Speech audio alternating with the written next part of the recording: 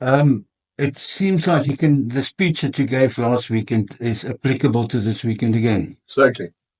Copy and paste. That's the frustrating thing about it, Cole. Is that I just said to them now, can't just talk. Every week we say, let's not give penalties away. Let's not give them entries into our 22. Let's be understanding about how we want to play the game, all that sort of stuff. So, yeah, I'm really frustrated. We had all the chances in the beginning. Again, first line out, double banking. Second line out, we get stopped 1 meter from the try line and we knock the ball on. Then we get a forward pass. What I think people must understand, and I suppose even our players, is that in this competition, these are the best players at playing club rugby in the world. And when you don't take your chances or you're not on top of your game, they will find a way to beat you. So, I'm not taking any away from Northampton. I mean, they were semi-finalists last year, so they've taken this comp very seriously. They brought their big guns here as well, and we weren't good enough. That's as simple as that. They used trying to find an excuse. We weren't good enough. We had opportunities, and we didn't take them. All three of your tries were scored by forwards. Is that an indication that there might be a bit of a struggle at the back without Kirtley?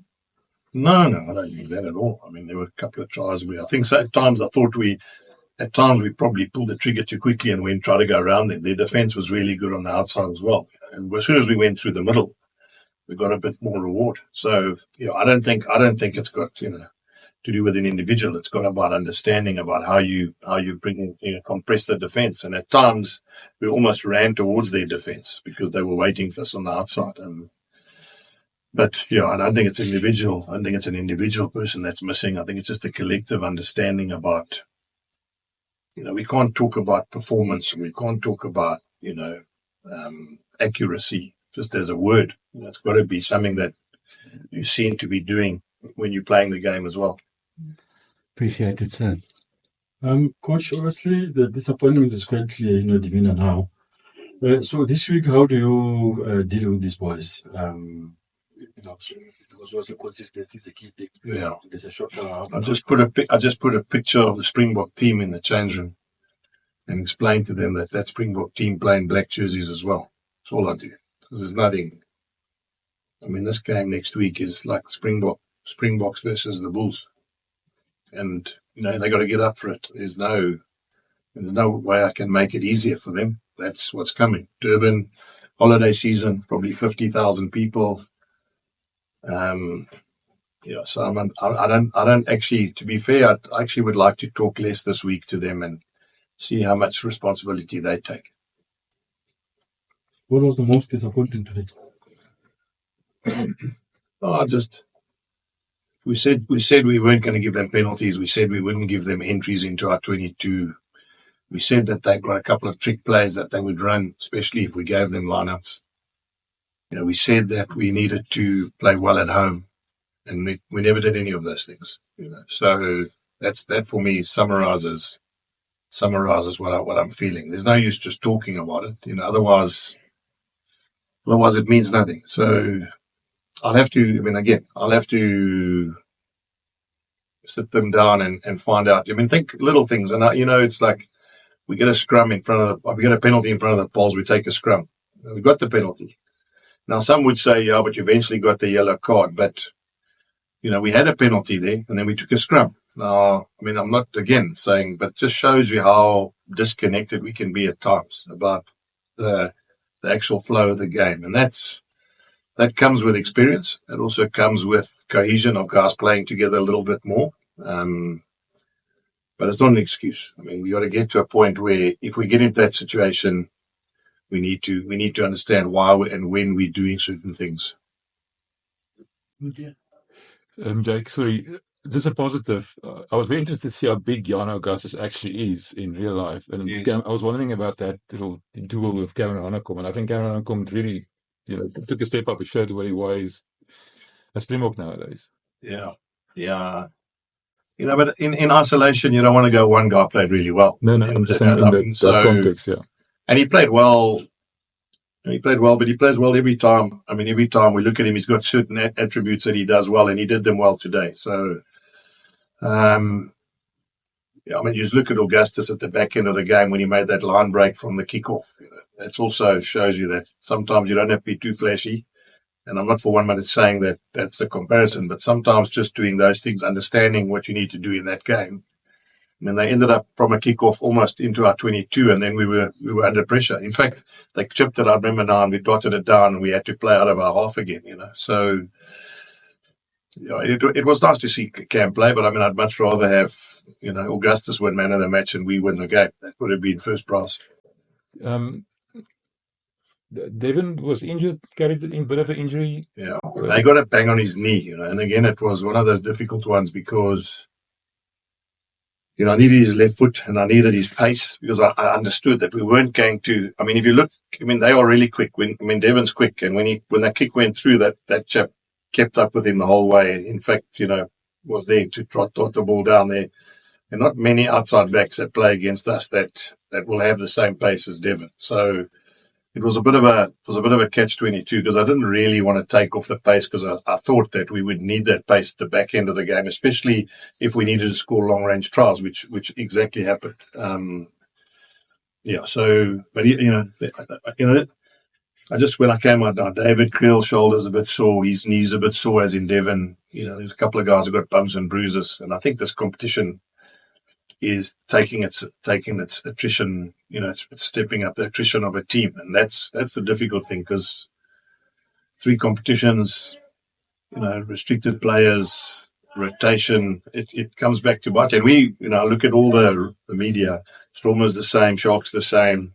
So it's not like for 1 minute that it's me saying the Bulls are in a situation that's unique. It's just the way this competition and these other competitions end up catching you.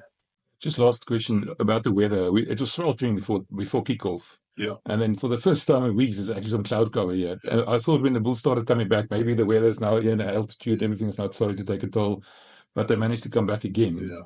Wouldn't have that much of an effect? Yeah, it's interesting because, they have a 20-minute water break when it's really hot. We don't have a 20-minute strategy break when it's really cold. And it's quite interesting. I thought about it the other day. Maybe we also need 20-minute water breaks or coffee breaks or hot chocolate breaks when we play in those conditions. Because what it does do, it gives you a chance to regroup. If you're on top, it gives you time to, to cement what you need to be doing. But that is the way it is. In South Africa, in really hot conditions, teams after 20 minutes probably get a strategy break, which I suppose is needed, but it's a hell of a disadvantage if you don't use them like we were supposed to. Jake, it's going to sound like a strange question, but just from my personal watching these Champions Cup games, it's almost as if, as you said this week, Test match rugby in a provincial jersey, but there is a distinct difference between watching a Premiership game with Northampton and when they're in the Champions Cup and with several other sides. Toulon in particular is another one. Do you feel maybe your players are struggling to grasp it, or today showed that maybe they didn't grasp it as well as they should? Brendan, it's not a crazy question at all. It's exactly what I've been saying to you, is that it is Test rugby in provincial jerseys or club jerseys. And so when you make a mistake at Test level, you pay. And look what happened. We get a penalty just before half-time. Our lineup, we chuck it over there, 7 points. That's what happens when you play at the highest level against Test players. And it isn't something that they're struggling to grasp. It's just something they don't appreciate because they haven't been under that pressure week in and week out. You see a guy like Cam, and I'm using him now. He's become so much better because he's played Test rugby now, and he's only played like 35 minutes of a Test match. So when you put all those minutes and hours of guys who've had many, many hours in games of Test match rugby and you put them all together, that's the kind of pressure you have to be able to cope with. You get Scott Young coming on for them as a replacement. He's a Test player, and so it is. I think what you're saying is 100% right. Are they struggling to grasp it? I think so. And how do we fix it? Well, there's only one way: is you've got to keep putting them in the deep end. There's no other way. You can't reenact that in training. You can't. You can't simulate it at all because it is one of those things. When you make a mistake, they pounce. Just, I mean, you mentioned the try just before halftime. That one and Tommy Freeman's first one off the line out that went around there. Yes. Those were two killer blows at crucial times, and it just seemed like the guys' heads just dropped just before that. Correct. Well, we're never in front. I mean, it's one of those crazy games because if you watch that game and didn't know what the score was, you'd never think that the blue team were behind. And that was an amazing thing. We were never ever leading the game, and you know, as I said, Ucker fell 1 yard short of the line out. One forward pass to Devon that was called back. Double banking in that line out 5 meters from their try line. A knock on by Kanan and them in that thing. I mean, those are. If you look at that game without knowing the score, you would think that the blue team, would still be in the game, but we were never leading. And I think, again, I think what happened with them is they grew an extra leg as that game was getting longer, and they started telling themselves they could win it. And again, that's what test players do. That's what players who've been in that environment and in that cauldron understand. Does it feel now, because the way they celebrated, it felt like you guys gave them the Christmas present that they wanted? Yeah. Well, it's always a nice thing, but as I said to you, Brendan, I mean, I see teams celebrating when they beat us because that means that they see us in high regard. But the challenge is now, there's no use them seeing us in high regard and we never pitch. In other words, we don't give them what they expect. That's the disappointing thing. That's probably why I'm frustrated. Because, I mean, even last week, Saracens were over the moon when they beat us. And you would have thought that two premiership sides loaded by internationals would probably expect to beat a team that's just coming into this competition. As I'm talking to you, I'm also thinking about, I coached in France, and I can tell you, sides like Racing Metro, they haven't won this, or they've come so close.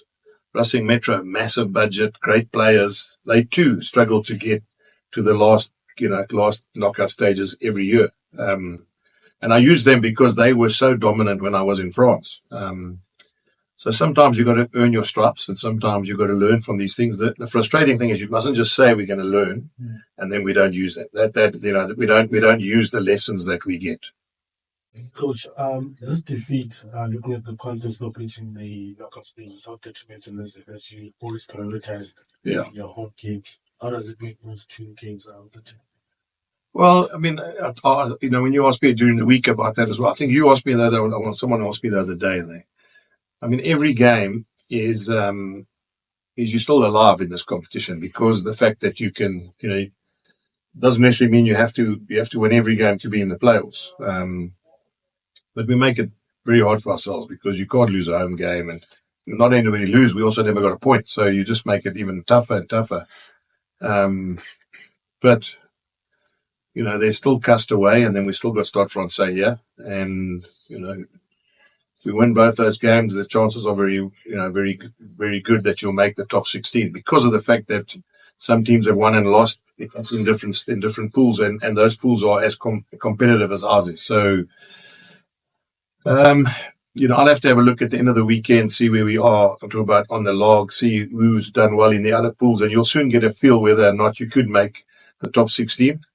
And then make a decision on what is next. In other words, how are we going to go into the next phase of the competition? Because you could actually go into the Challenge Cup as well. Or you could be completely out and have time off to regroup and get yourself ready for URC. And that's not obviously something that I'm thinking about, but it is something that you'd have to have a look at in the next sort of 5-6 weeks. That's good. So, they obviously targeted you at the breakdown. You must be disappointed in the way you protected all the breakdown. You lost a lot of momentum. That's the first thing. The second thing, some of your senior players obviously looked to put this gas with the officials. And then the last thing you already answered, are you out of the competition? Yeah. So the breakdown for me was a little bit of a mess. I think, to be fair, that's probably the word I'm looking for. On Always, we didn't look after the ball. We knew they're very good at really going hard at the breakdown, and we were probably a bit sloppy when we had the ball. And especially on the edge, and especially in their 22, which is, that basically puts you under pressure. I mean, obviously all players that play at this level always try and, look at the game and the officials and see whether or not they could have got a call or could have changed the thing by maybe one or two decisions that go against you, or they see differently. But I mean, the officials, we can't blame the ref. The first half we must have had 80%. I just, the top of my head, 80% territory and maybe 70% possession, and we were still down. So we can't blame the referee for that. And again, the lesson that I say, Chris, is that this is Test rugby in provincial jerseys. I can't say it enough times. This is where the big guns come out, And if you're not if you're not switched on and you don't understand that, you can give points away quickly. And it was great that we came back 22-21. I think people felt there was a sense that maybe the Bulls could come back, and that's also nice to know that we didn't lie down and die. But there was enough there in the first half that I think we should have taken more advantage of what we created in the beginning. Just for interest's sake, do you think that the lack of focus could be that you didn't have so many leaders on the field? Yeah. I mean, there's decisions like that, the quick tap and they go for the last try, and there wasn't that focus for leaders that said, listen, look at that. Correct. No, I mean, that goes without saying. You got no Kirkley Orenser, and I'm saying, example, he's been a Test Springbok, has won many Test matches. You have got no, Ruan Nokia. You've got no Kubus Visa, who's been part of our group and basically in every game since we've been here. And I mean, the list just goes on. Grobbies, and again, but we have to understand that you never. I mean, I've coached for so long now that I don't think I can ever remember where I've had the perfect 23 ever on a team sheet, because as I speak now, there's guys sitting at the dock, and I thought they would play next week, and I've done a plan on how I think we can be strong for next week, and that could be influenced by the fact that some guys are out for a week or 2 weeks, or 3 weeks. So yeah, it is. I don't want to sound like, because it's obviously that it's a work in progress for me, that you need those senior guys, and you need that experience of, I mean, a guy like Jeff, I'm just using example, we lose a line out. I don't know whether we lose that line out if Ruan Nokia's there. But I'm not going to have Ruan Nokia there. And he made exactly the same mistakes. And I used to sit here and look at all you guys, and he made the same mistakes when we started together as a group. And I remember when Reinhard Ludwig came in, we said the same thing. So it's not easy, and it's not something you want to sit here and debate about all the time. But I also am a realist that they need to learn, they need to earn their stripes. And they saw tonight. I mean, I'm hoping now that there's a reaction from them and collectively. And I don't mean for 1 minute say it's them and not me. My message to them was, we need to understand how we're gonna sort it out. It's no use we have an idea as in coaches, or they have an idea as players. We need collectively to make sure we understand where we're going as a group. Coach, just to follow up on the focus question, do you feel that maybe the players mishandled the momentum? You mentioned the opportunities that were sort of missed at the end. The Kenan Moody and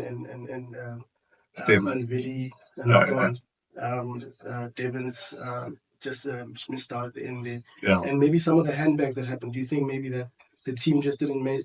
You mentioned also that, I mean, the team was always felt that the team was in the game. Yeah. Do you think maybe the team didn't manage the No doubt. I mean, and we were, and again, little things. I mean, Stedman slips there when Kanan chucks the ball inside to him. I mean, a little thing. I mean, I think if Stedman gets through that hole, we could score. But that's the margins. That's the margins I'm talking about all the time. It's not, one thing about rugby is the higher you go up, and all that changes is the time and space you get. That's all. So when you start as a club guy or a schoolboy, or you have all the time, all the space you can, and as soon as you get to a higher level, the time and space becomes less and less and less. And that's when your skill set and everything gets tested. And we get found out, and I'm talking now as the Bulls, we get found out when teams put us under pressure, because that time and space is very different to what we used to. And that's part of what growing is as a group. Is we need to put them in that environment, and we need to understand that, it takes time. It takes time for you to understand, and trust your skill sets when you got less time and less space to actually make a decision.